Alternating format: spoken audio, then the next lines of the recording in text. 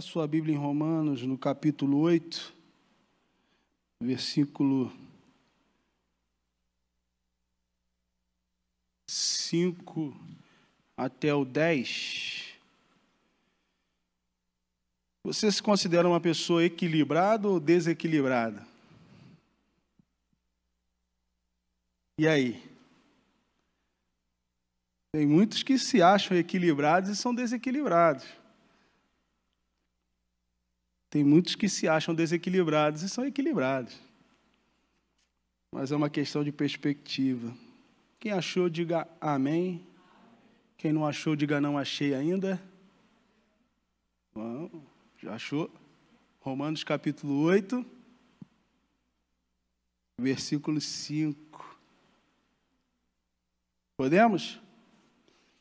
Os que vivem segundo a carne têm a mente voltada para as vontades da natureza carnal. Entretanto, os que vivem de acordo com o Espírito têm a mente orientada para satisfazer o que o Espírito deseja. A mentalidade da carne é morta, mas a mentalidade do Espírito é vida e paz. Porque a mentalidade da carne é inimiga de Deus, pois não se submete à lei de Deus, nem consegue fazê-lo. Os que vivem na carne não podem agradar a Deus. Vós, contudo, não estáis debaixo do domínio da carne, mas do Espírito, se é que de fato o Espírito de Deus habita em vós. Todavia, se alguém não tem o Espírito de Cristo, não pertence a Cristo. Porém, se Cristo está em vós, o corpo está morto por causa do pecado, mas o Espírito vive por causa da justiça. Senhor, obrigado porque esta é a Tua palavra, obrigado porque temos livre acesso a ela, e rogamos a Ti, ó Pai, que por meio do Teu Espírito venha ministrar aos nossos corações a Tua verdade, e assim a gente possa crescer no aprendizado do Senhor, ó Pai, e também assim possamos colocar isso em prática nas nossas vidas, para a honra e glória do Teu santo nome, em nome de Jesus, amém. E a gente tem aqui um texto pesado, né, da parte do apóstolo Paulo aos Romanos, falando justamente sobre essa questão, sobre o pendor, em algumas versões, né, o pendor para a carne e o pendor para o espírito. Quando você pensa em pendor, você pensa num pêndulo, né? E o pêndulo é algo que ele balança de um lado para o outro, né? E justamente a função do pêndulo é essa, por isso que ele tem o nome de pêndulo, né? E, na verdade, um pêndulo parado, ele não funciona, não serve para nada, né? Ele só tem serventia se ele efetivamente estiver se deslocando de um lado para o outro. Só que nesse caso aqui nós temos uma condição onde o apóstolo Paulo aponta por um pêndulo ou por um pendor em relação a duas realidades. A realidade da carne e a realidade do espírito. E é interessante pensar, dentro de um aspecto até técnico, científico. Agora, falando de inverno, vem uma onda aí de frio, né, que está aí assustadora. Já falaram que lá estava conversando com o Emerson aqui, né, antes do culto começar, há uma probabilidade de que chegue a menos 20, 25 graus nas serras do sul, né, a sensação térmica. E a orientação é que quem em pegar o frio, né, cubra o corpo todo, porque é um estado de congelamento da pele, né, e pode perder um dedo, pode perder é complicado o negócio.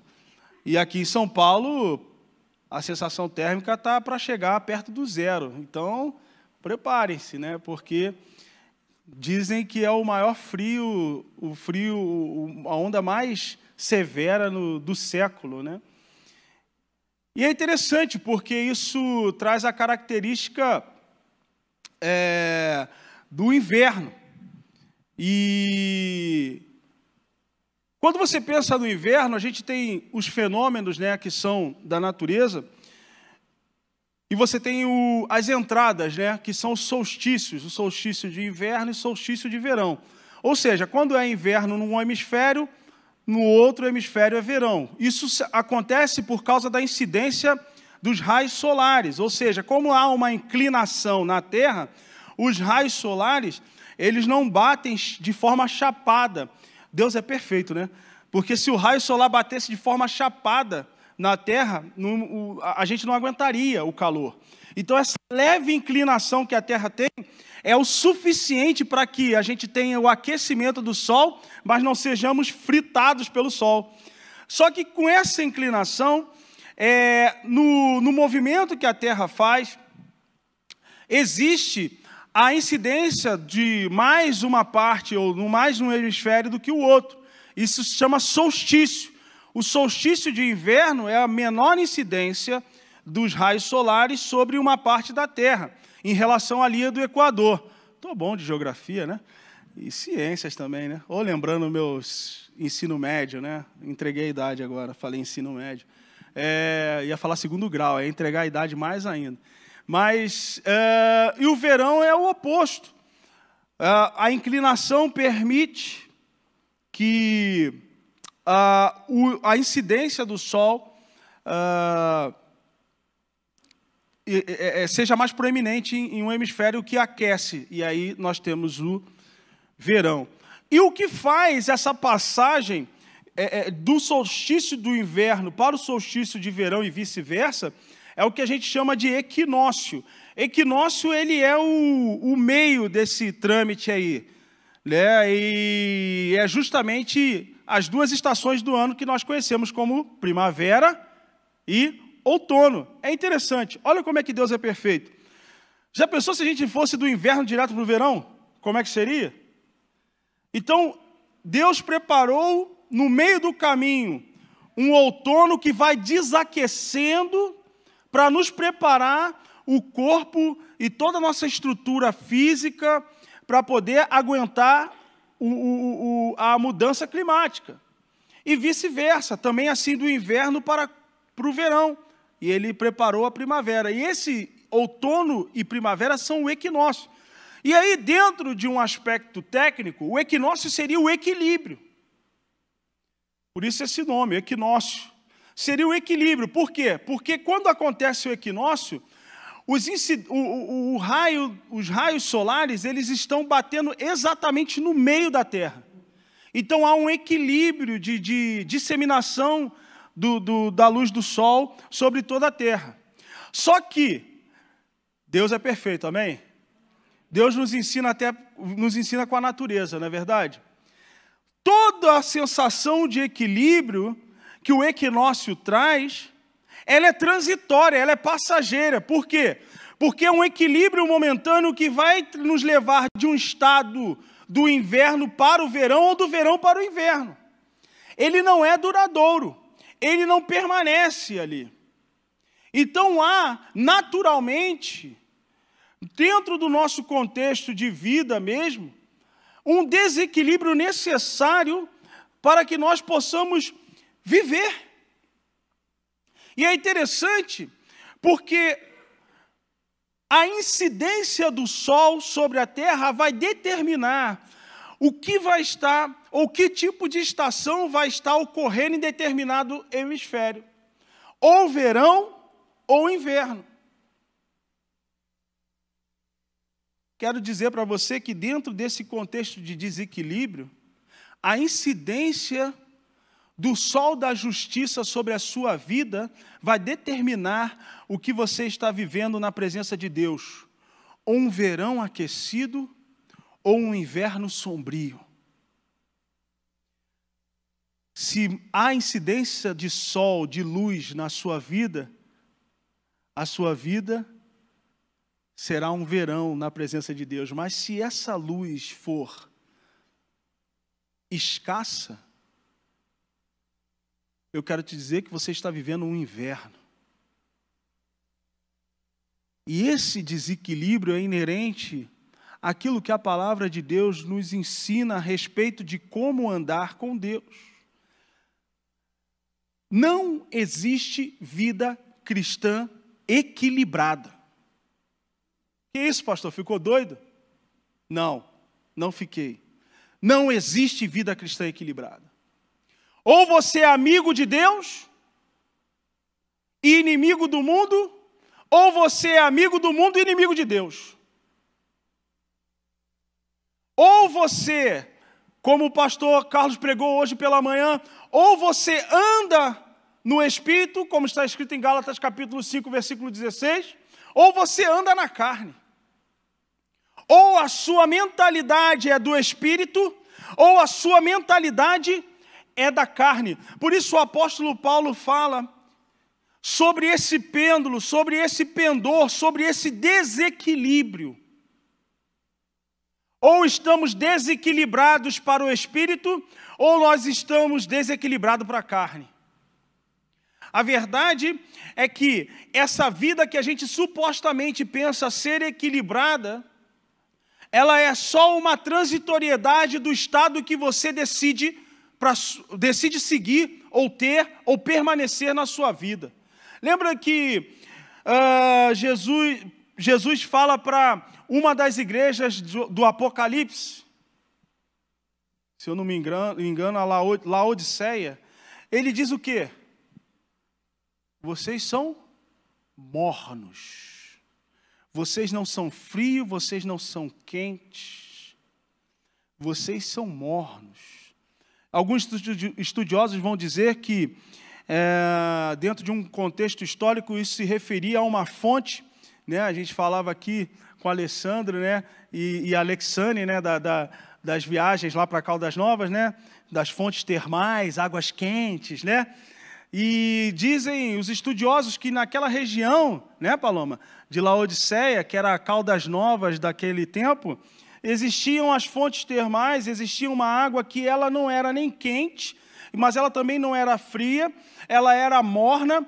Então quem acabava bebendo aquela água, por ser morna, tinha náuseas e provocava vômito nela, porque não se bebia água morna. Ela causava algum efeito esquisito no organismo. Então, Deus mostra na sua palavra que nós precisamos ter uma decisão bem definida a respeito do que nós queremos. Ou nós queremos ter uma vida desequilibrada para a mentalidade do Espírito, ou uma vida desequilibrada para a mentalidade da carne.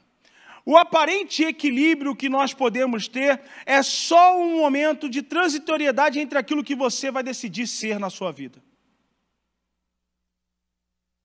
E é interessante, porque é justamente nesse ponto que as pessoas se perdem. Mas como, pastor? Você está falando que o equilíbrio, assim como o equinócio que define primavera e outono para preparar para o inverno e para o verão, a minha vida também depende desse equilíbrio, ou estar nesse equilíbrio para poder definir se eu vou para a mentalidade da carne ou para a mentalidade do Espírito. Eu vou exemplificar para você. Quem nunca conheceu um irmão crente fervoroso, que de repente ele olha para a sua vida e fala assim: caramba, eu não tenho necessidade de coisa alguma. Minha família está bem, eu tenho saúde, estou bem no emprego, estou morando num lugar legal. Já viram isso? Esse é o ponto de equilíbrio. O cara pensa, a pessoa pensa, fala assim: minha vida está o quê? Equilibrada. E não é aí que o crente se perde?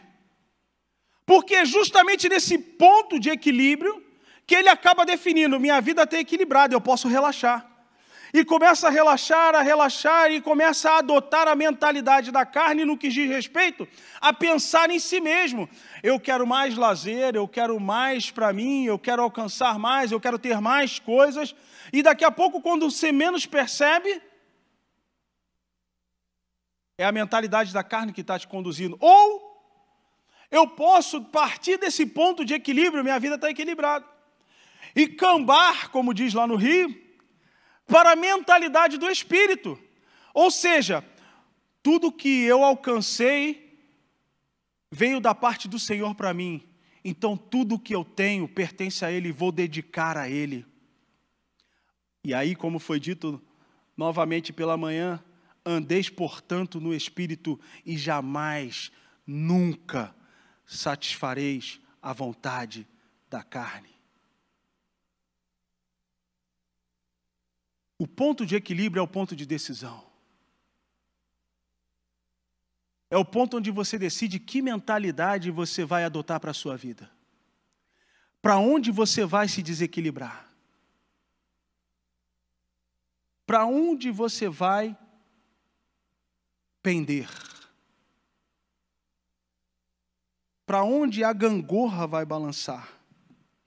Mentalidade é a palavra no grego que o apóstolo Paulo usa, phronaima, ou phronaimá, que significa perspectiva interna, uma vez que determina o comportamento externo, ou seja, é uma perspectiva de pensamento interno que vai determinar como eu vou agir externamente, especialmente no que se refere a resultados externos. Outra coisa interessante é que essa expressão também era usada dentro de um contexto lá da Grécia, ou pelos gregos, vamos dizer assim, para definir o funcionamento do intestino, o processo de funcionamento do intestino à vista. Ou seja, quando ele falava essa expressão, phronaimá, é como se aquilo que estivesse escondido, todo o processo do intestino, sabe, que não é bonito de se ver, estivesse exposto, à mostra, à vista de todo mundo. E é interessante, porque a partir daí a gente define o seguinte: você é o que você pensa, como você pensa e a forma que você pensa. Você é exatamente o que você pensa. Você é exatamente como você pensa, você é exatamente a forma que você pensa. Ou seja, não adianta esconder as coisas, não adianta tentar esconder, não adianta tentar se omitir, porque através da mentalidade que você tem, ainda que esteja escondida, os seus atos vão denunciar a sua mentalidade. Para que lado você está pendendo? Se é para o espírito, se é para a carne. Não tem como esconder. Essa expressão, ela está dizendo o seguinte: o seu intestino, as suas vísceras, todo o seu aparelho digestivo está à mostra. O que você come, o que você digere está à vista de todos, a partir daquilo que você faz, a partir das suas atitudes, a partir da maneira como você se comporta. Você não consegue enganar ninguém a partir da sua mentalidade. Não adianta. Os filhos de Deus se destacam dos filhos das trevas pelo seu comportamento.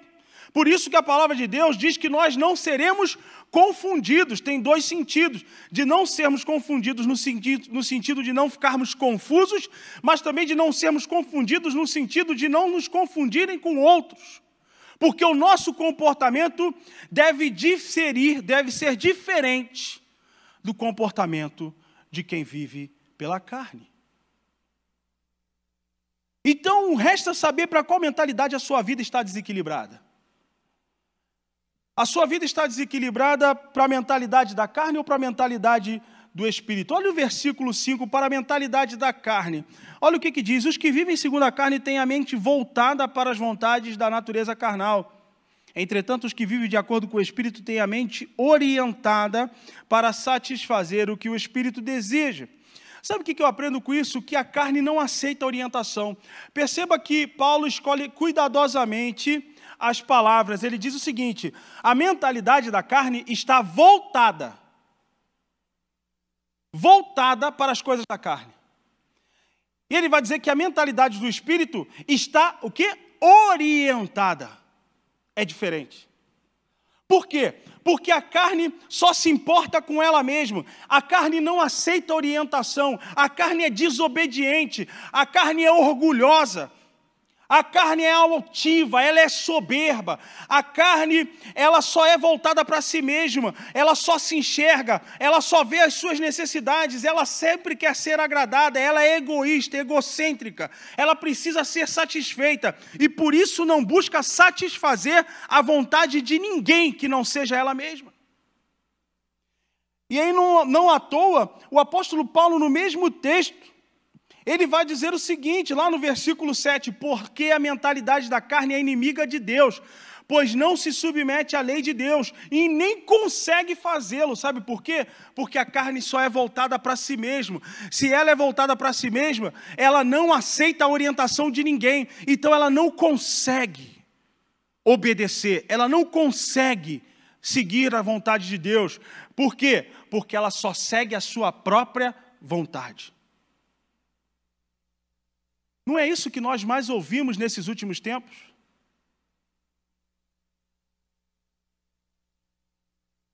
Seja o que você quiser. Faça o que você quiser. Não é isso? Isso é ou não é a expressão da carnalidade em pessoa? Eu repito e digo para você, seja quem você quiser, faça o que você quiser, mas deixa eu te dizer, a conta vai chegar.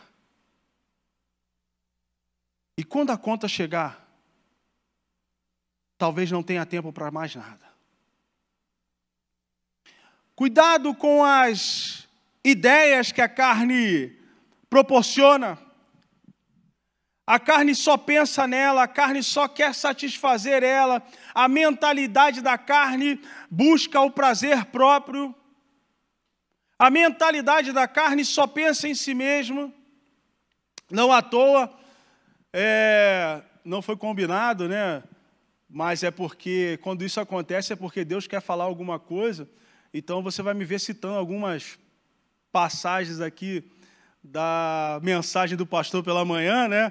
Porque tem relação, mas a carne ela é tão ensimesmada que não existe obra que a carne realize que não seja para si mesma. Não existe obra alguma que a carne venha realizar que não seja para si mesma. Se você abrir lá em Gálatas, no capítulo 5, no versículo 19 ao versículo 21, onde Paulo expõe o rol das obras da carne, ele vai dizer o seguinte, que as obras da carne, as obras da carne são manifestas, ou seja, elas não são escondidas, elas são manifestas, elas são conhecidas, elas são expostas. E quais são as obras da carne? Imoralidade sexual, impureza e libertinagem, idolatrias e feitiçarias, ódio, discórdia, ciúmes, ira, egoísmo, dissensões, facções e inveja, embriaguez, orgias e tudo que se pareça com essas perversidades, contra as quais vos advirto, como já vos preveni antes, os que praticam não herdarão o reino de Deus. Olha aí as obras da carne e vê se tem alguma coisa que beneficia alguém a não ser a própria carne. Imoralidade sexual é para o prazer da carne. Impureza é para o prazer da carne. Libertinagem é para o prazer da carne. Idolatrias, feitiçarias, tudo voltado para satisfazer a carne. Então nós, enquanto servos de Deus, não podemos andar com uma vida voltada para uma mentalidade carnal. Não há meio termo. Você está entendendo que não há meio termo? Não tem como, eu vou aqui andar eu vou andar aqui nesse ponto, eu vou de mentalidade carnal, mas nesse ponto eu vou de mentalidade espiritual. Não tem como. Não tem como. Mas não é o que nós vemos hoje. Vivemos tempos de mentalidade carnal, ou seja, as pessoas só pensam em si mesmo. Porque é o meu, né? Farinha pouca, meu pirão primeiro. Sou eu, aleleu, glórias a eu, louvado seja eu. Tudo eu. Eu sou mais importante, eu que não fui agradado. Ai, ninguém falou comigo, ninguém me cumprimentou, eu. E aí, você falou com quem? Você cumprimentou quem? Você abraçou quem? Ninguém me visitou, você visitou quem? Eu não gosto dessa música, eu não gosto dessa luz, eu não gosto desse pastor que fala gritando, eu não gosto desse pastor que fala baixinho. Eu não gosto de sentar nessa cadeira, eu não gosto do ar-condicionado assim, eu não gosto do ar-condicionado assado. Eu. E o outro? Deixa eu te dizer uma coisa. Uma vez que você abraçou a causa do Evangelho, o eu não existe mais para você. O que diz Lucas capítulo 19, versículo 23? Aquele que quiser vir após mim, negue-se a si mesmo. Toma a tua cruz. E o Evangelho, quando entra na nossa vida, ele entra para nos ensinar que o eu nunca será mais importante do que o outro. Jesus usa esse exemplo em Lucas capítulo 10, na parábola do bom samaritano, quando um doutor da lei tentou colocar ele em provas, falando assim: mestre, o que farei eu para herdar a vida eterna? Jesus, com toda a sabedoria, coloca para ele e diz: ué, dizes-me tu, você é o doutor da lei, você é o advogado, você que tem que me dizer.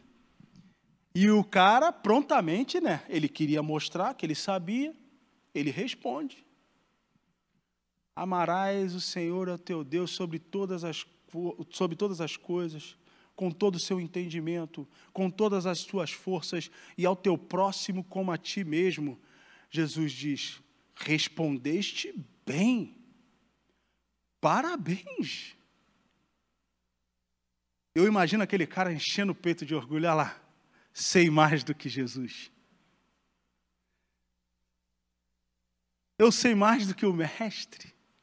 Aí Jesus falou assim: eu não terminei. Respondeste bem, vírgula. Agora você vai lá e faz isso. Coloque em prática. E o cara não satisfeito: tá bom, eu coloco em prática, mas quem é o meu próximo? Quem é esse? Quem é que eu tenho que ajudar? Aí Jesus conta a parábola do bom samaritano. E ele aponta duas situações que muitas das vezes passa desapercebido. Ele fala de um sacerdote e de um levita. Ele fala de um judeu que está machucado à beira do caminho. E ele fala de um samaritano que era inimigo, odiado pelos judeus. Ele vai falar, depois você lê o texto, que o sacerdote descia de Jerusalém, viu, julgou o cara morto e passou de largo. O levita desce de Jerusalém, viu, analisou, julgou que estava morto e passou de largo. O samaritano vem, viu, aproxima-se, analisa e vê que o rapaz estava vivo e o ajuda. Duas lições que a gente aprende aí. O levita e o sacerdote estavam mais preocupados com os seus afazeres no templo do que com o próximo. Sabe por quê? Porque se o sacerdote ou um levita tocasse no morto, eles estavam impedidos de realizar as práticas do templo. Eles eram impuros, considerados impuros, iam ter que ficar passar por um tempo de purificação. Ou seja, às vezes ele estava passando lá e falava assim, não, eu tenho uma leitura da Torá importante para fazer hoje, eu não posso estar impuro. Não, eu tenho que levar as orações aí de um figurão no altar, eu tenho que queimar um incenso no altar aí importante aí, hoje eu não posso. Eu sou um sacerdote, eu não posso estar impuro. Então é melhor eu nem ir lá olhar, para não ter o risco de tocar e ficar impuro. Ou seja, a atividade religiosa dele era mais importante para ele do que o outro. Mentalidade da carne. E o samaritano, que não tinha nada a ver com a história, é quem se compadece e se aproxima. O que Jesus nos ensina? Quem é o nosso próximo? O nosso próximo é aquele de quem nós nos aproximamos. Só que se aproximar de pessoas é difícil, porque aproximar de pessoas, quanto mais eu me aproximo, mais eu vou vendo coisas que eu não quero ver, porque estão de longe, e eu começo... tem gente que não se aproxima porque não quer se decepcionar, tem gente que se aproxima porque tem medo desse relacionamento se descambar para algo mais complicado, mais complexo. E aí, então... a gente precisa vivenciar isso dentro da nossa realidade. Olha aqui para mim, gente. Tá tudo bem. E isso precisa pensar, precisamos ver e precisamos entender que o que importa é que nós devemos negar o nosso eu para vivermos uma vida coerente do Evangelho de Cristo, que se importa com o próximo mais do que comigo mesmo. Se importar somente comigo mesmo é mentalidade da carne. E não se surpreenda, porque quando Paulo fala aqui, ele está falando para crentes. E ele está falando para pessoas que, de alguma forma,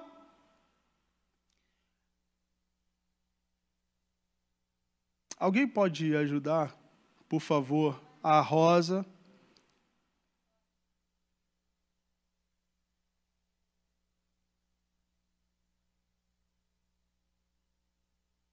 Pode levá-la para o...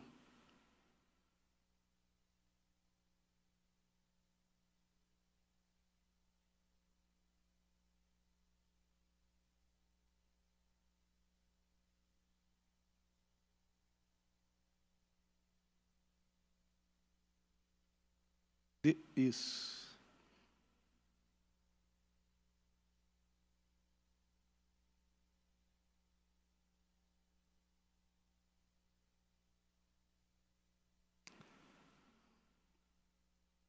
Amém.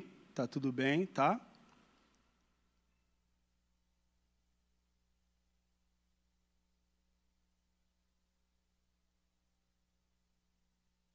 Vamos continuar, tá bom?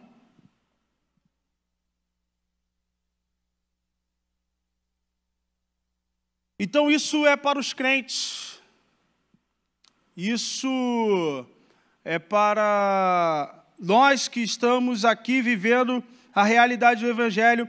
Existem 3 definições a respeito do ser humano na sua relação para com Deus. Existem 3 realidades. Existe o homem natural, existe o homem espiritual e existe o homem carnal. São 3 realidades que a Bíblia nos aponta em relação do homem para com Deus. O homem, quem é o homem natural? Segundo 1 Coríntios capítulo 2, no versículo 14, o homem natural é aquele que ele não nasceu de novo, é aquele que não tem o Espírito de Deus. É aquele que o apóstolo Paulo vai dizer o seguinte, olha, para o homem natural, Para o homem que não tem o Espírito de Deus, todas as coisas que vêm do Espírito de Deus lhe parecem absurdas, lhe parecem loucuras. Ou seja, não há o entendimento. Ele não consegue compreender, não consegue discernir espiritualmente. Por quê? Porque a sua condição é de homem natural, não nascido de novo. O espírito que ele carrega em si, o espírito humano dele, é morto e não tem como reagir ao Espírito de Deus. O homem espiritual é o homem que nasceu de novo, né? E o que nesse mesmo texto, já no versículo 15, o apóstolo Paulo vai dizer que esse é o homem que consegue discernir as coisas espiritualmente. Por quê? Porque o Espírito de Deus reside nele. E ele é alguém maduro espiritualmente, ele cresceu espiritualmente, ele se desenvolveu espiritualmente. A outra classificação que dá também em relação ao homem para com Deus está logo na sequência, no capítulo 3 também de 1 Coríntios, logo no versículo 1, o apóstolo Paulo falando com a igreja do Coríntios, dizendo assim: eu não pude falar a vocês como espirituais, porque vocês são carnais, porque vocês ainda são crianças em Cristo. Ou seja, o homem carnal é aquele que nasceu de novo, ou seja, ele aceitou Jesus, mas ele não amadureceu, ele não cresceu espiritualmente. Lembrando que o apóstolo Paulo, ele está escrevendo a sua carta aos Coríntios, a uma igreja. E ele está dizendo o seguinte: vocês não são espirituais, vocês são carnais, certo? Então a condição espiritual ou carnal, que define o homem como espiritual ou carnal, está relacionada à sua maturidade, o quanto ele desenvolveu espiritualmente. Então, é possível que o crente desenvolva uma mentalidade carnal, pendendo para a morte, pendendo para as coisas da carne, sim. Tanto que neste texto aqui, a gente viu, lá em Gálatas, Paulo falando que uma das obras da carne é o quê? O ciúme, a dissensão, não é verdade? Nesse texto, em 1 Coríntios capítulo 3, o apóstolo Paulo chama a igreja de Corinto de carnal, por quê? Ele vai dizer, porque campeia, porque habita no meio de vocês dissensões e ciúmes. Ou seja, qualidades da carnalidade. Mas ele estava falando de quem? De crentes, de cristãos, mas que estavam agindo de forma carnal. Por quê? Porque a sua maturidade ainda era reduzida. Precisavam crescer espiritualmente para poder agirem como homens espirituais. E o crescimento espiritual se dá através da prática da palavra de Deus. O crente revela a sua mente carnal quando, por exemplo, ele acha que o tempo dele é precioso demais para ser gasto na obra de Deus. Quando ele pensa que a igreja é que tem que agradar a ele e não ao contrário. Quando ele pensa dessa forma, que a igreja é que tem que agradar ele que tem que ser agradado, de alguma maneira ele está pensando o seguinte: é Deus que precisa estar à minha disposição. Olha o nível que a mentalidade carnal nos leva. E a gente não vê essa realidade, não vê uma realidade no contexto geral de uma igreja hoje que tem buscado ser agradada, uma igreja que busca ser servida e não servir, uma igreja que busca coisas que são inerentes à mentalidade da carne, onde ignoram o fato de que são servos para tentarem ser servidos. E isso é muito latente no nosso dia a dia hoje, no nosso contexto, na nossa realidade. Que, por exemplo, você vê alguém, não gosto nem de chamar, mas ele se denomina um pregador aí e tal, sei lá, não sei nem definir, coach espiritual.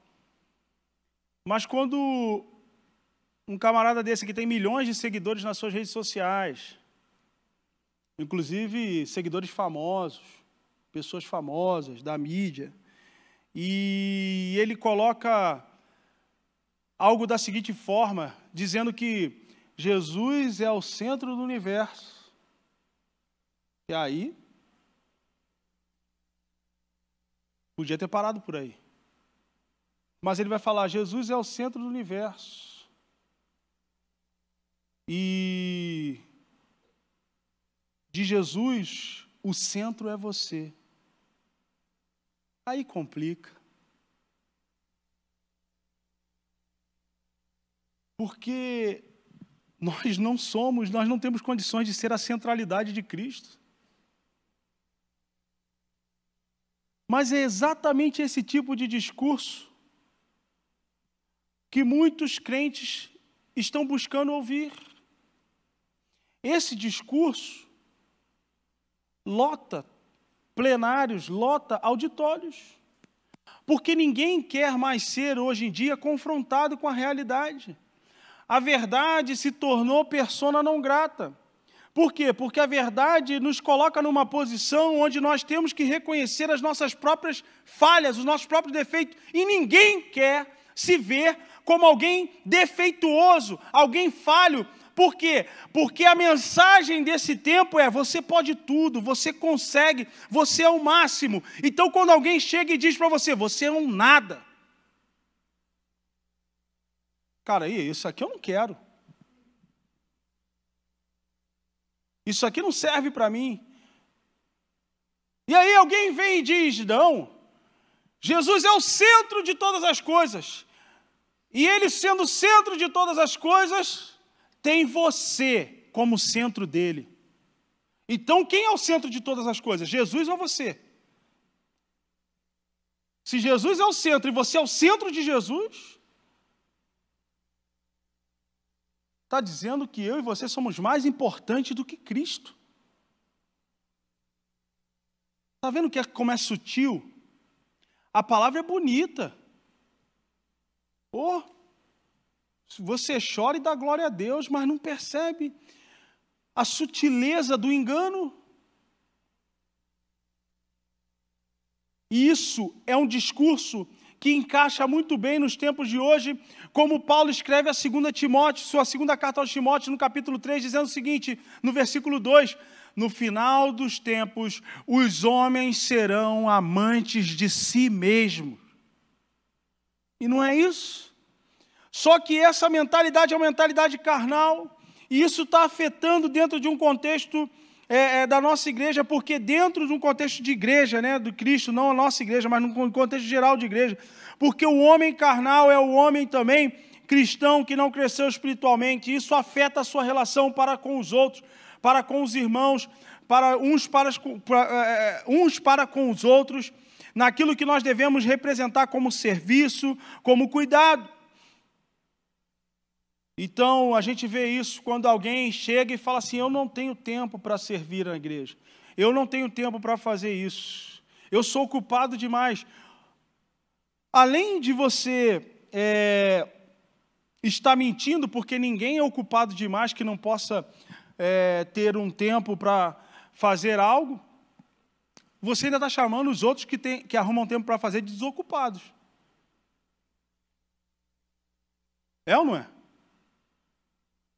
Eu não tenho, eu sou ocupado demais. Eu sou ocupado demais para fazer isso, para servir, para poder estar ali, para poder fazer isso aqui, ajudar nisso. Eu não tenho tempo para isso. Então, quem está fazendo é desocupado, não trabalha, não tem família. Está vendo como a gente não pensa? Quando a gente pensa só em nós mesmos, com a mentalidade desequilibrada para a carne, a gente ofende os outros. A gente ofende o nosso próximo que nós dizemos amar. Então isso é um indicador. Isso é um indicador. O que mais tem hoje em dia são crentes com mentalidade carnal, se perguntando: qual a igreja que vai atender às minhas necessidades? Qual a igreja que vai me servir melhor? Qual a igreja que vai me agradar mais? Quando deveriam estar perguntando: aonde eu posso ser a resposta da necessidade de alguém? Aonde eu posso servir? Aonde eu posso ser alguém que agrade aos outros? Deixa eu te falar, eu ouvi isso, eu ouço isso, desde que eu me entendo por gente. As pessoas mudando de um lado para o outro, e Não tem nada de errado em você mudar de igreja. O problema não é você mudar de uma igreja para outra. O problema é a forma como você muda. O problema é quando a gente começa a usar desculpas. O problema é como a gente fala assim, eu já não me sinto bem naquele lugar. Deixa eu te falar, a igreja não é lugar para você se sentir bem. A igreja é lugar para você fazer o outro se sentir bem. Seja honesto consigo mesmo. É mais justo, é mais bonito. A gente precisa estar aqui para fazer o outro se sentir bem. Agora, se eu faço você se sentir bem, você me faz me sentir bem, e assim a gente vai reproduzindo isso um na vida do outro, o que vai acontecer? Todo mundo vai se sentir bem. Mas quando apenas um quer se sentir bem e não quer fazer com que o outro se sinta bem, ele é o quê? Egoísta. Desequilibrado por uma mentalidade carnal e nem percebe.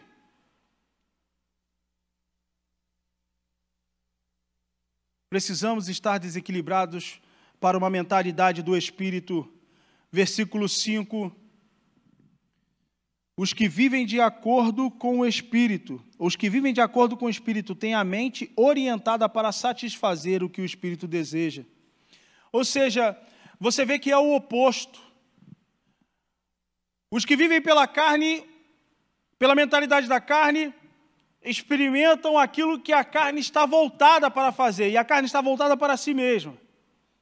Mas os que vivem de acordo com o Espírito estão voltados para o quê? Para a orientação do Espírito, ou seja, já não estão voltados para si mesmo, mas estão voltados para aquilo que Deus quer que você faça, ou seja, vocês já estão submissos à vontade de Deus, é diferente. E aí já não é mais o meu interesse, e aí já não é mais o que eu me importo, agora é o que Deus se interessa, é o que Deus se importa, é diferente. O desequilíbrio para a mentalidade do Espírito é algo que nos impulsiona a servir, nos impulsiona a fazer a vontade de Deus naturalmente, sem esforço. Porque eu já estou desequilibrado para esse lado, eu já estou pendente para esse lado. E aí a pergunta que se faz é, como viver de acordo com o Espírito? Porque Paulo coloca o seguinte, os que vivem de acordo com o Espírito. Ou seja, como eu vivo de acordo com o Espírito? Como eu vivo de acordo com aquilo que o Espírito deseja? Simples. 2 Timóteo capítulo 3, versículo 16, o texto conhecidíssimo de todos nós, que diz o quê? Toda a Escritura é inspirada por Deus. Proveitosa para o quê? Ministrar a verdade, corrigir os erros, repreender o mal e nos ensinar a maneira correta de viver. Como eu vivo de acordo com o Espírito? Praticando o que a palavra de Deus ensina. Porque quando eu pratico o que a palavra de Deus ensina, o que eu consigo fazer? Eu consigo viver na verdade, porque eu sou constantemente ministrado na verdade. Eu consigo fazer o quê? Corrigir os meus erros, porque a palavra do Senhor aponta onde eu estou errando.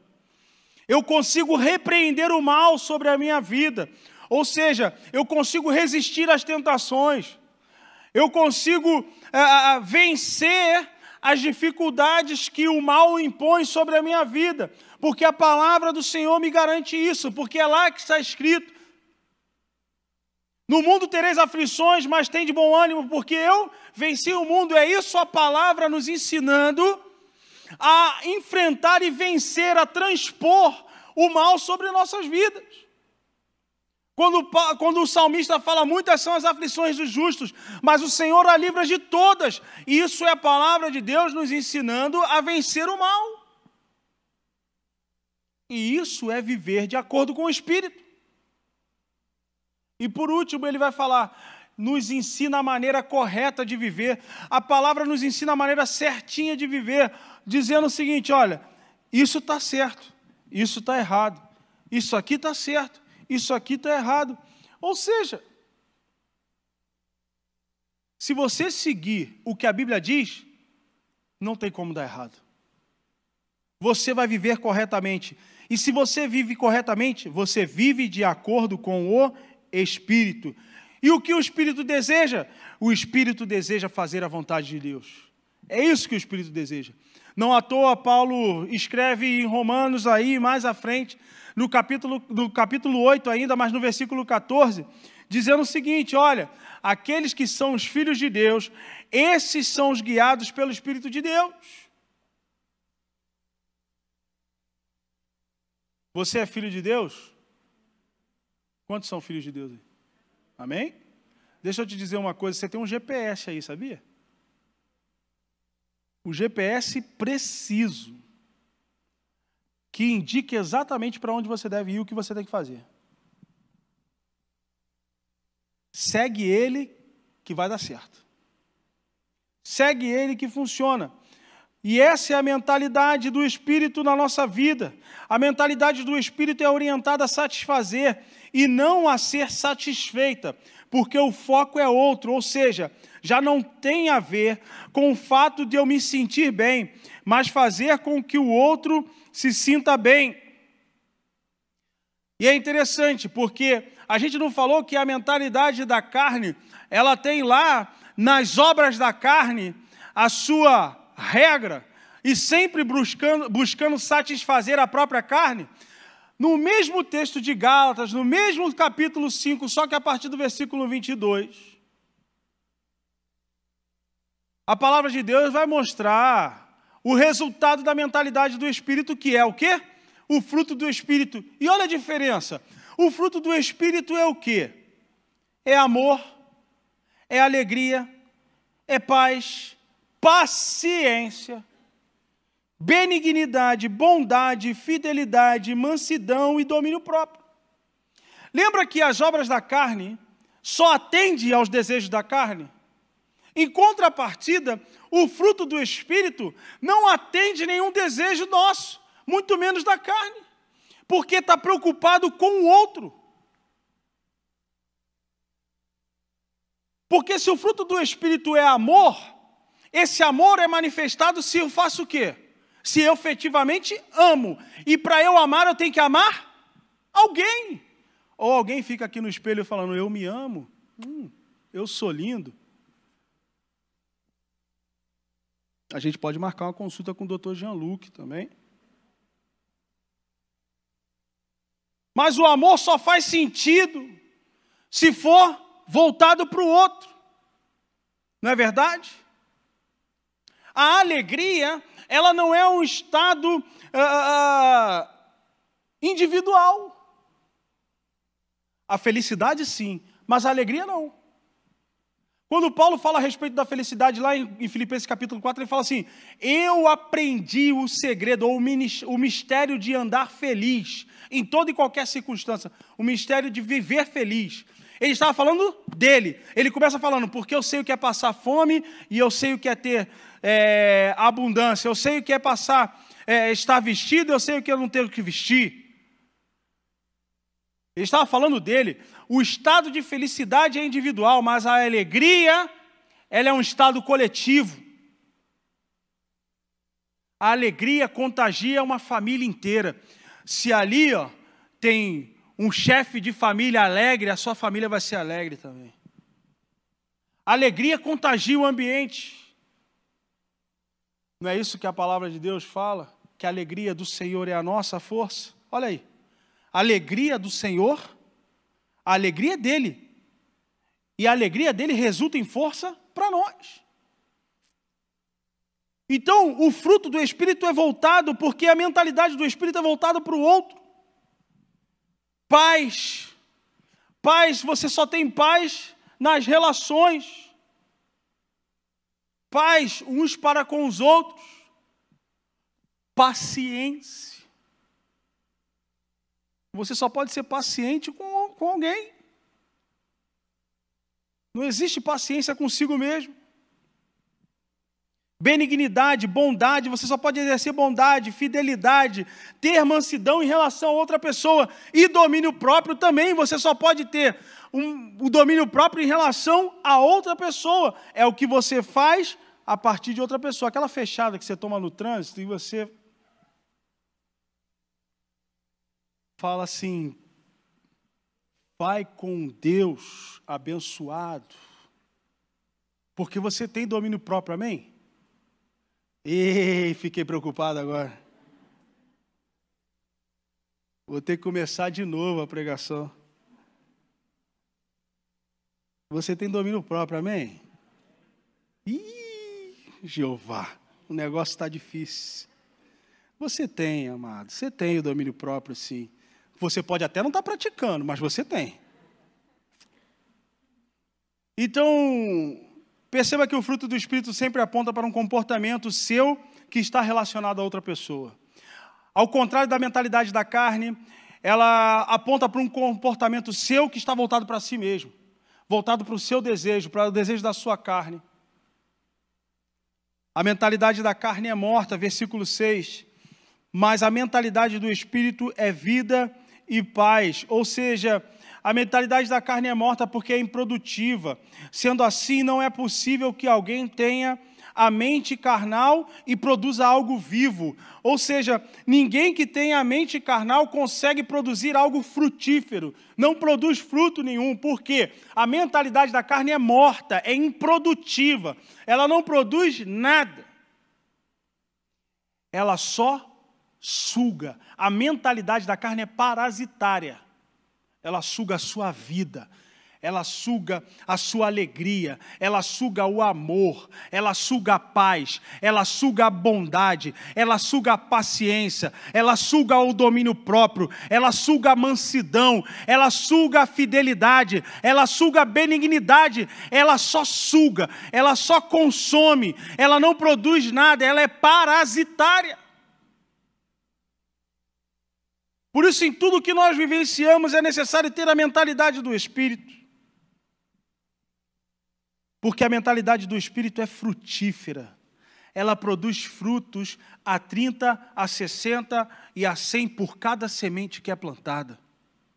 A mentalidade do Espírito é aquela que anda de acordo com as orientações do Espírito e por isso tem que dar frutos. Porque a mentalidade do Espírito é uma mentalidade obediente, é uma mentalidade viva, é uma mentalidade de serviço, ou seja, é uma mentalidade de quem serve e é uma mentalidade pacífica. A mentalidade é uma palavra da moda hoje. Você ouve falar mentalidade empreendedora, mentalidade de sucesso, mentalidade positiva, mentalidade de crescimento, né? É só você abrir um Instagram, você tem que ter uma mentalidade de sucesso, uma mentalidade empreendedora. Eu vou te dar os 5 passos para você ficar bilionário em poucos minutos. Arrasta para cima, paga o meu curso de R$3.000 e você vai ficar bilionário. Quer dizer, ele já ficou, né? Porque cada um pagando 3 contos lá, né? Num curso. A única mentalidade empreendedora ali é a dele, né? Mas a gente cai, porque essa é a ideia. Uma palavra de sucesso aí agora, né? Muito dentro da linha coach, o mindset, mind. Me ajuda aí, Bruno. Você que morou aí lá nos Estados Unidos há muito tempo. Mindset, certo? Tem que mudar o seu mindset. Não, Jael? Jael é o cara dos mindset aí. Mas a verdade é que existem muitas mentalidades no mundo. Mas a única mentalidade que interessa para nós é a mentalidade de 1 Coríntios capítulo 2, versículo 16. Vós, portanto, ou no entanto, tem a mente de Cristo. Como foi lido aqui no início, Filipenses capítulo 2, versículo 5. Tendes em vós o mesmo sentimento que houve em Cristo Jesus. Qual é a mentalidade de Cristo? A Bíblia fala que eu tenho a mente de Cristo, mas como Cristo pensava? Você lê Filipenses capítulo 2, versículo 5. Tendes em vós o mesmo sentimento que houve em Cristo Jesus, o qual, subsistindo na forma de Deus, não usurpou o ser igual a Deus, mas antes esvaziou-se de si mesmo, assumiu a forma de servo, e como homem se tornou obediente até a morte e morte de cruz. E Deus lhe deu um nome, que é sobre todo nome, para que ao nome de Jesus todo joelho se dobre no céu, na terra e debaixo da terra, e toda língua confesse que Jesus Cristo é o Senhor. Quer ter a mentalidade de Cristo? Tenha em você o mesmo sentimento que houve nele. E se termos o sentimento que houve em Cristo Jesus, não podemos ter o mesmo sentimento que a carne produz. Temos que ser desequilibrados. Seja alguém desequilibrado para a mentalidade do Espírito e não para a mentalidade da carne. Amém?